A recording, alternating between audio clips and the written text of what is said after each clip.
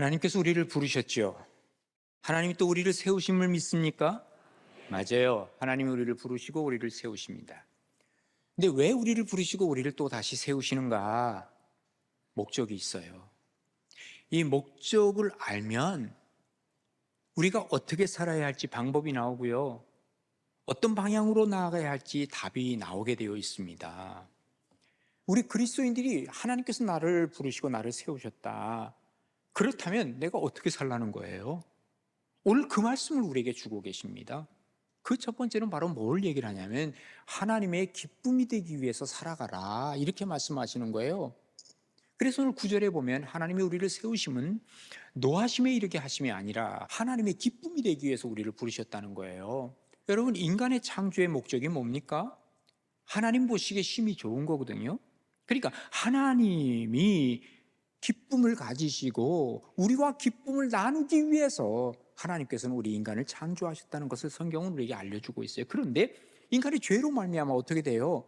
하나님을 자꾸 떠나버리는 거예요. 하나님을 잃어버리고 마는 거예요. 하나님께서는 우리를 계속해서 기쁨을 나누고자 했는데 잃어버렸어. 그러니까 하나님이 기쁨을 잃죠. 그런데 이제 찾았어. 다시 기쁨이 돌아왔어요. 그래서 누가복음 15장 5절에 보면 이런 말씀을 하시는 거예요. 양을 찾고 나서, 잃어버린 양을 찾고 나서 내가 찾아낸 즉 즐거워서 어깨에 메고 집에 와서 그 벗과 이웃을 불러 모으고 말하되 너무 기뻐서 어떻게 해요? 나와 함께 즐기자. 나의 잃은 양을 찾아내었노라 이렇게 말씀하시면서 이어서 10절에 가면 이렇게 얘기합니다. 내가 너희에게 이르노니 이와 같이 죄인한 사람이 회개하면 하나님의 사자들 앞에서 뭐예요? 기쁨이 되느니라. 하나님이 기뻐하신다는 거예요. 그래서 하나님을 기쁘시게 해드리기 위해서는요, 하나님을 잃어버렸던 사람들, 예수를 믿지 못하는 사람들, 이런 사람들에게 그리스도를 증거해서 그 사람들이 하나님께로 돌아올 때 하나님은 기뻐서 춤을 추고 기뻐하시는 거예요. 에스겔 33장 1절에 보면 이렇게 기록하고 있습니다. 너는 그들에게 말하라. 주 여호와의 말씀이니라. 나는 악인이 죽는 것을 기뻐하지 아니한다. 나 심판하는 거 좋아하지 않아. 나쁜 짓 했다고 해서 그 사람 막 죽이는 거 이런 거는 싫어. 하나님은 이 악인이 죽는 것을 기뻐하지 아니하고 반대로 뭐예요? 악인이 그의 길에서 돌이켜 떠나 사는 것을 기뻐하노라. 하나님께로 돌아와서 하나님과 함께 기쁨을 나누는 것 하나님 좋아하신다는 거예요. 그러면서 이스라엘 백성아 돌이키라. 너희 악한 길에서 떠나라. 어찌 죽고자 하느냐. 이렇게 말씀하고 계시는 것입니다. 그러면 돌아온 다음에 우리가 어떻게 할 거냐 말이에요. 하나님과 교제하는 기쁨이 있는 거예요. 하나님과 함께 나누는 기쁨이 하나님에게 있는 거예요. 이게 바로 우리가 뭐 하는 겁니까? 구체적으로 예배를 드리는 것이죠. 하나님의 기뻐하실 예배. 하나님은 이것을 너무너무 좋아하시고 즐겨 하신다는 거예요. 그래서 우리에게 예배를 드리라는 거예요. 오죽하면 이스라엘 백성들에게는 하루에 3번씩 꼭 번제를 드리라고 그랬어요. 우리에게는 하나님께서 우리를 찾으시면서 너 정말 예배의 자리에 와 있느냐, 나를 기쁘게 하느냐 하고 주님께서는 지금도 찾고 계시는데 우리가 여기 와 있는 여러분들을 보면 하나님께서 너무너무 기뻐하실 거예요. 1차적으로. 그런데 여러분 우리 속에서도 정말 진정한 산 예배를 하나님 앞에 드리고 있느냐 하는 것은 하나님께서 정말 기뻐하시느냐 그렇지 않느냐가 완전히 결정이 될 것이라 하는 얘기입니다. 시편 51편 19절에 보면 이렇게 기록하고 있어요. 그때에 주께서 의로운 제사와 번제와 온전한 번제. 온전한 번제가 뭐예요? 마음과 뜻과 정성을 다하여 하나님 앞에 드리는 이 예배. 시작부터 내가 하나님 앞에 간다. 여기서부터 준비하는 거예요. 그리고 하나님 앞에 일찌감치 와서 예배의 준비가 되고, 그리고 하나님 앞에 드려지는 거 내가 어떤 것이라도 놓치지 않고 예배드리겠다. 하나님께서는 이 온전한 번제를 기뻐하시니 그때에 그들이 숫소를 주의 제단에 드리리이다 그랬습니다. 그래서 우리가 하나님 앞에 드리는 이 예배 정신 차려서 믿음을 가지고 하나님 앞에 드리다 보니까 어떻습니까? 시간도 내가 늦지 않게 와야지요. 하나님이 기뻐하는 그 시간에 와야지요. 또 예배에 적극적인 참여자가 되는 것이죠. 내가 찬양을 하더라도 내 입술로 하나님을 찬양하고, 기도를 할 때 말이죠, 대표자가 기도를 하면 아멘으로 화답을 하고요.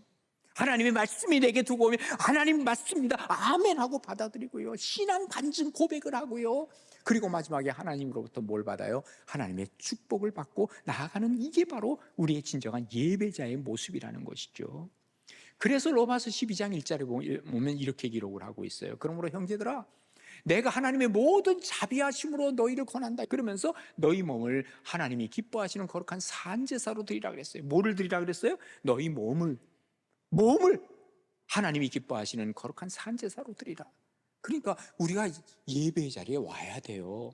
그래서 뭐라 그래요? 너희 몸을 하나님이 기뻐하시는 거룩한 산제사로 드리라. 이게 뭐예요? 이는 너희가 드릴 영적 예배니라 그랬어요. 내가 대신해 줄 수 없는 게 있어요. 예배? 내가 누군가 나를 대신해서 예배 드릴 수 없다는 거예요. 하나님과 나와의 관계에서 내가 예배를 드려야 이게 바로 온전한 예배를 드릴 수 있다는 것을 우리가 기억해야 된다는 거예요. 우리의 가치관을 다시 한번 생각해 봐야 돼요.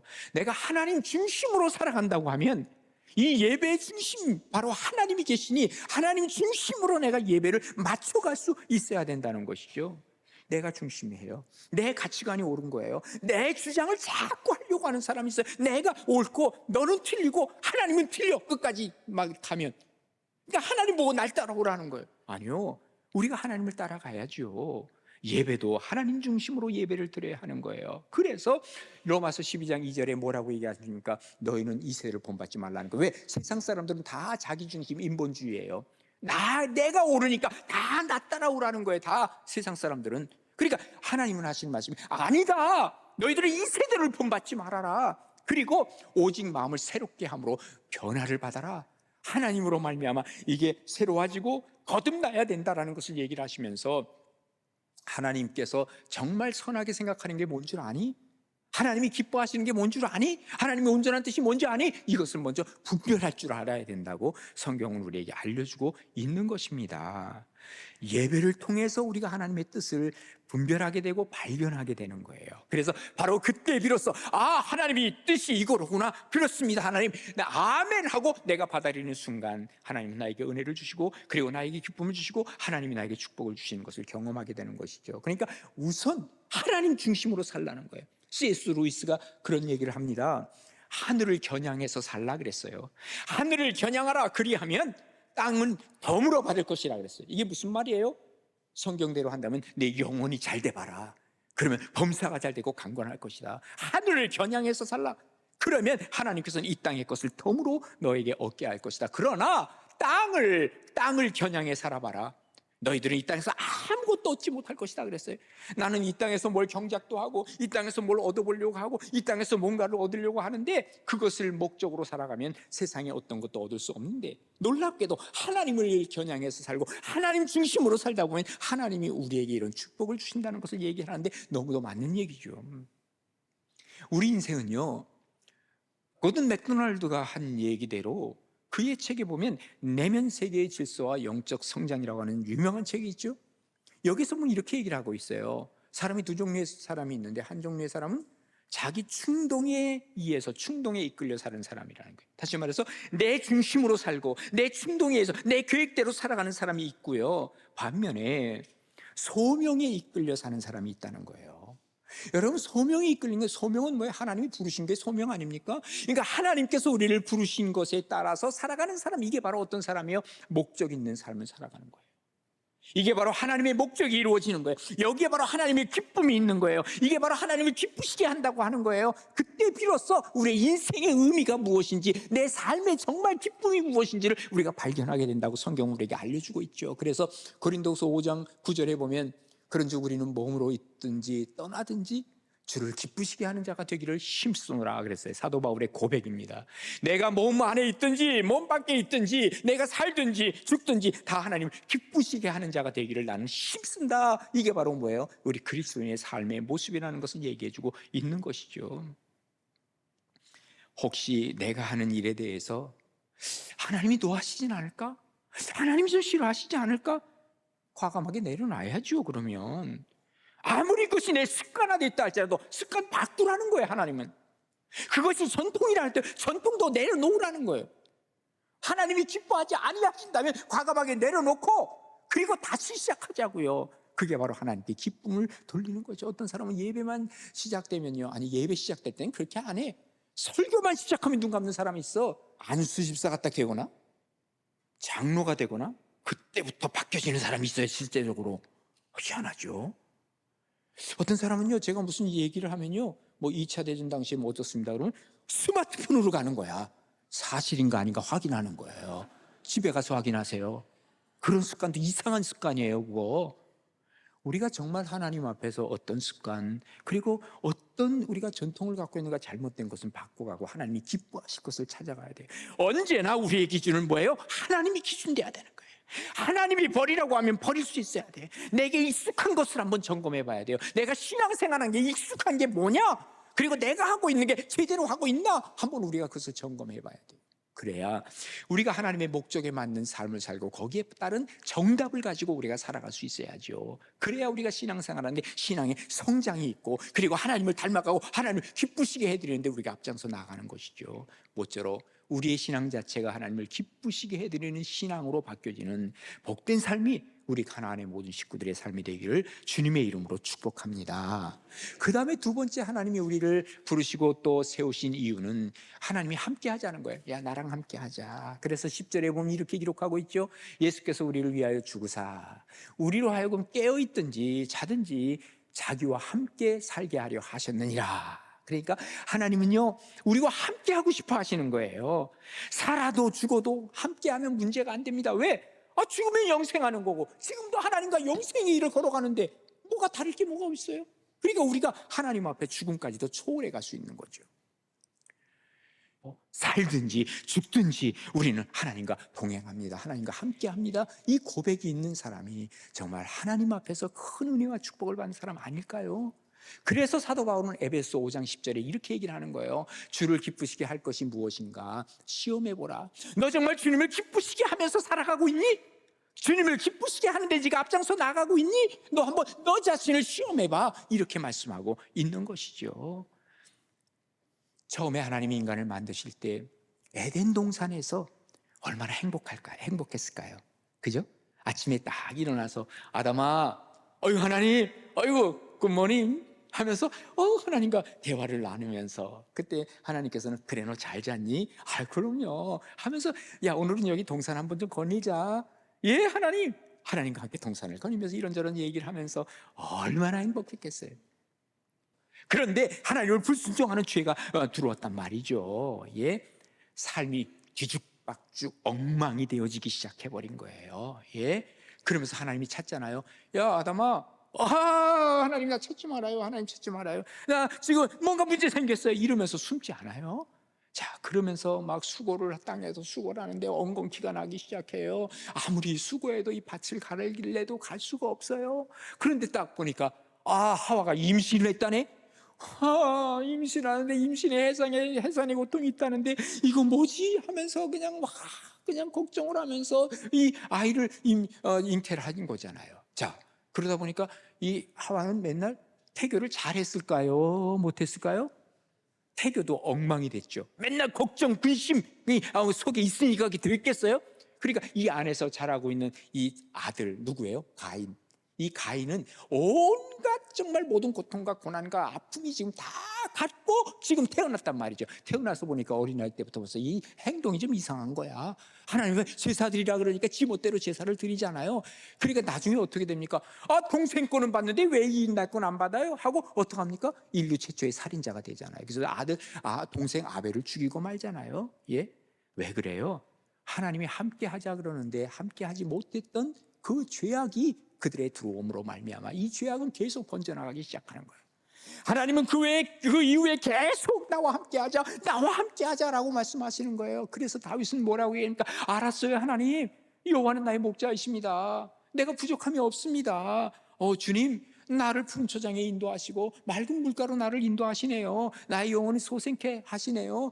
나는 부족함이 없어요 하면서 너무너무 기뻐하면서 하나님과 동행을 했던 사람도 나오더라, 그 말이에요. 우리는 어떻게 얘기를 합니까? 주 안에 있는 나에게 딴 근심이 있으랴 십자가 밑에 나아가 내 짐을 풀었네. 주님, 내가 주님과 함께 동행하니 너무너무 좋습니다. 주님과 함께 하는 것 내가 너무 기쁩니다. 이러면서 살아가는 거예요. 이게 바로 하나님과 함께 사는 사람의 모습이죠. 예. 여러분, 우리가 세상을 살다 보면 많이 경험했을 거예요. 예상치 못했던 인생의 장애물들이 얼마나 많이 옵니까? 이걸 뭐라 그래요? 어쩌면 인생의 지뢰들이 여기저기 파묻혀 있어. 내가 이것을 피해가려고 해도 나도 모르게 밟을 때가 많이 있다, 그 말이에요. 나도 모르는 사이에 나는 잘 가고 있는데 옆에서 누가 들이박아가지고 그야말로 죽음에 가까이 나갔던 사람도 있고, 인생에 실패도 하고 좌절도 하고 또 누구에게 배신도 당하고, 예? 이게 바로 어쩌면 우리 인생의 모습인지도 몰라요. 이게 어쩌면 다윗이 고백했던 사망의 음침한 골짜기를 가는 거예요. 그런데 뭐라고 고백합니까? 내가 사망의 음침한 골짜기로 다닐지라도 해를 받음을 두려워하지 않아요. 왜? 주께서 나와 함께 하시는데요, 주님의 막대기와 주님의 지팡이가 나를 보호하시거든요. 하나님, 주님과 함께 하는 사람, 어떤 문제가 닥친다 할지라도, 어떤 우리에게 그야말로 지뢰를 밟는다 할지라도 나는 문제 없어요. 왜? 하나님과 함께하기 때문이죠. 이 고백이 바로 그리스도인의 고백이 되어 하나님께서 주시는 은혜 가운데서 이 모든 문제들을 극복해 나아가는 복된 길을 하나님이 열어주시는 줄로 믿으시기를 바랍니다. 원래 인간은요, 하나님께서 우리를 만드실 때 하나님을 닮게 만드셨죠. 그죠? 하나님의 형상으로 만드셨잖아요. 자, 우리 하나님께서 우리에게 가끔 이런 말씀 하실지 몰라요. 야, 너는 나랑 달라도 너무 다르다. 어쩌면 나랑 일치하는 게 이렇게 하나도 없니? 친자 검사 한번 해보자. 나한테 그 DNA 검사 한번 해보자. 하나님이 이 말씀하시면요, 그때부터 위험해지기 시작하는 거예요. 진짜 내가 하나님의 아들, 하나님의 딸 맞나? 여러분, 하나님께서 의심하기 시작하면 끝나는 거거든요. 나도 어쩌면 내가 하나님의 아들인가 딸인가 혹시 내가 궁금해할 때가 있을지 몰라요. 왜? 달라도 너무 달라. 가치관이 하나님과 같은 것이 없단 말이죠. 위험한 거예요. 우리가 하나님으로 말미암아 거듭났습니다.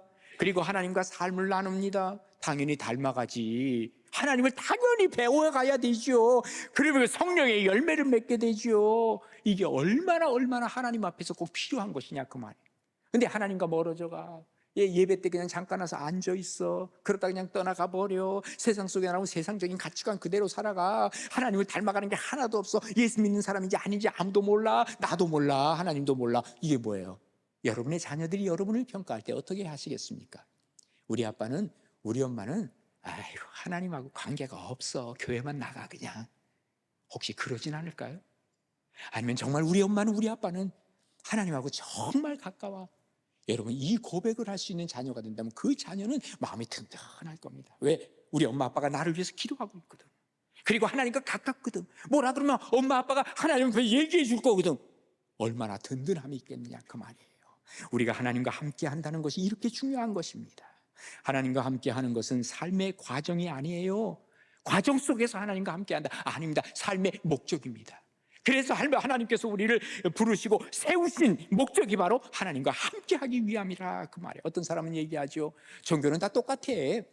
그냥 목적지는 다 똑같은데 과정이 다를 뿐이야. 아닙니다. 절대로 그렇지 않습니다. 목적지가 다를 뿐만 아니라 과정이 다르다. 우리가 목적지가 하나님 앞에 정해져 있다면 과정까지도 하나님과 함께 동행하는 것이 당연하다, 그 말이죠. 그래서 로마서 8장 12절에 보면 이렇게 기록하고 있습니다. 그럼 우리 형제들아, 우리가 빚진 자로 돼 육신에게 져서 육신대로 살 것이 아니라 육신이 원하는 대로 살지 말아라. 그리고 너희가 육신대로 살면 반드시 죽을 것이로되 영으로서 몸의 행실을 죽이면 살 것이다. 너희가 영이 육신을 지배해 가야지, 육신이 영을 지배해 가면 너희는 죽는다는 거예요. 예? 너희들이 원하는 대로 하지 말고 하나님이 원하는 대로 하나님과 동행하라는 거예요. 무릇 하나님의 영으로 인도함을 받는 사람은 곧 하나님의 아들이라, 이렇게 얘기하고 있어요. 하나님 앞에서의 이 과정은 하나님의 말씀과 기도로 어떤 상황 속에서라도 나는 하나님과 동행합니다, 이 고백이 있을 때 우리는 진정한 하나님의 자녀로서 세우심을 입은 사람의 목적을 달성하는 것이죠. 우리가 하나님 앞에 살면서 어떤 상황 속에서도 어떤 상황이 바뀐다 할지라도 하나님과 함께 동행하겠습니다, 하나님과 함께 하겠습니다, 이 고백이 있을 때 비로소 우리는 하나님의 진정한 자녀로서 정말 하나님을 기쁘시게 해드리고 그리고 하나님과 함께 살아가는 우리의 모습을 갖춰가는 것이라는 것을 성경은 우리에게 알려주고 있어요. 여러분, 정말 나는 어떻습니까? 하나님이 나를 부르시고 세우신 목적대로 살아가고 있습니까? 하나님과 동행하는 복된 여러분 되시기를 주님의 이름으로 축복합니다. 마지막 세 번째로는 하나님의 덕이 되기 위해서 하나님이 우리를 부르셨어요. 오늘 본문 11절에 보시면 그러므로 피차 권면하여 서로 덕을 세우기를 너희가 하는 것 같이 하라. 너희가 덕을 세운 것처럼 계속해서 덕을 세워가라고 말씀하시는 거예요. 우리가 하나님 앞에 구원은 거저받아요. 그런데 구원받은 사람들은요, 여기서 끝나면 안 돼. 한 단계 또 걸어가야 돼. 또 한 단계 걸어가야 돼. 구원받은 사람이 구원의 시작이라 그랬잖아요. 그래서 베드로 사도 누구예요? 예수님의 수제자였어요. 그가 나중에 사도가 되어서 하는 말이 베드로후서 1장 5절에 보면 이렇게 얘기하고 있죠.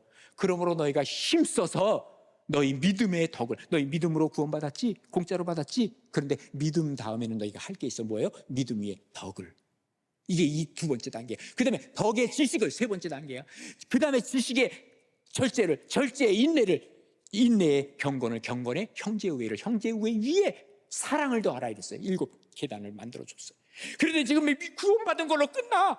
더 이상 여기서 자라나질 못해. 더 이상 내가 발판을 딛질 못해. 계단을 올라가지 못해. 나중에 어떻게 되겠어요? 당연히 떨어지는 거죠. 뭐. 예?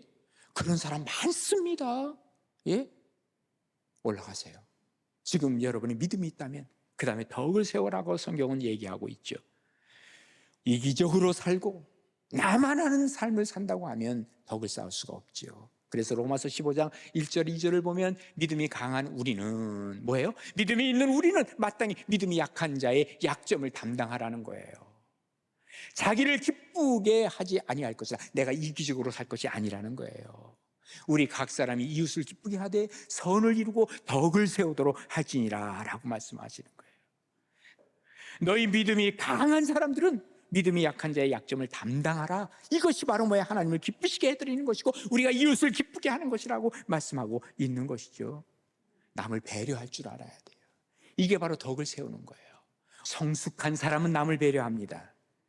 공동체의 문제는 가정에서도 그렇고 교회에서도 그렇고 직장에서도 그렇고 어디서든지 그 문제는 어디서 일어나는지 아세요? 자기 중심의 사람이 있으면 위험해져요. 이 사람은 계속해서 남을 지적하는 거예요. 그래서 예수님 뭐라 그럽니까? 누가복음 6장 42절에 보면요, 야, 너 네 눈에 있는 들보 좀 봐. 너는 들보가 이만큼 있으면서 남의 티를 보고 빼라고 자꾸 그러냐. 네 들보부터 빼고 그리고 남의 티를 보면 좋겠다. 이렇게 말씀하시는 거예요. 자기의 잘못은 모릅니다. 계속해서 남을 지적하고 자기 중심으로 살려고 하는 사람은 미성숙한 사람이죠. 그러면 덕을 쌓을 수가 없어요. 고린도전서 10장 23절에 보면 모든 것이 가하나 모든 것이 유익하다 그러지 않았어요? 모든 것이 가하나 모든 것이 덕을 세우지 않는다 그랬어요? 누구든지 자기의 유익을 구하지 말고 또 이기적으로 살지 말고 남의 유익을 구해야 덕을 세울 수 있다는 것을 얘기하고 있는 것입니다. 로마서 14장 18절에도 말씀하십니다. 이로써 그리스도를 섬기는 자는 하나님을 기쁘시게 하며 사람에게도 칭찬을 받는다 그랬어요. 그러므로 우리가 화평의 일과 서로 덕을 세우는 일에 힘쓰라고 얘기를 하고 있죠. 조선시대에 아주 명신으로 유명한 송동춘이라고 하는 사람이 있는데 아주 10살부터 똑똑했대요. 그 10살쯤 됐는데 그 주변에 있는 그 선비들이 야, 쟤 참 똑똑한데 한번 질문을 해본 거예요. 야, 감히 속이지 못하는 사람이 있고 차마 속이지 못하는 사람이 있고 능히 속이지 못하는 사람이 있어. 이 뜻이 뭔지 아니? 그랬더니 그거야 뭐 감히 속이지 못하는 사람은 아주 엄한 사람이죠. 차마 속이지 못하는 사람은요 아주 어진 사람이고 그 사람에 의해서 감복을 받고 있으면 그 차마 못 속이죠. 그런 사람. 그리고 능히 못 속이는 사람은 그 사람은 지혜가 있기 때문에 능히 못 속이죠. 또 묻습니다. 야, 너 참 그거 잘 아는구나, 이해하는 거야. 그러면 어떤 사람이 되어야 되겠니? 그러니까 그거야 뭐 차마 속이지 못할 만한 사람이 돼야죠. 이게 뭐예요? 그 사람의 덕과 그 사람의 모든 그 모습을 보면서 차마 저 사람은 못 속여. 이 정도의 사람이 돼야 된다는 것이죠. 예. 그래서 잠언 22장 11절 말씀하십니다. 마음의 정결을 사모하는 자의 입술에는 덕이 있으므로 임금이 그의 친구가 되느니라 그랬어요.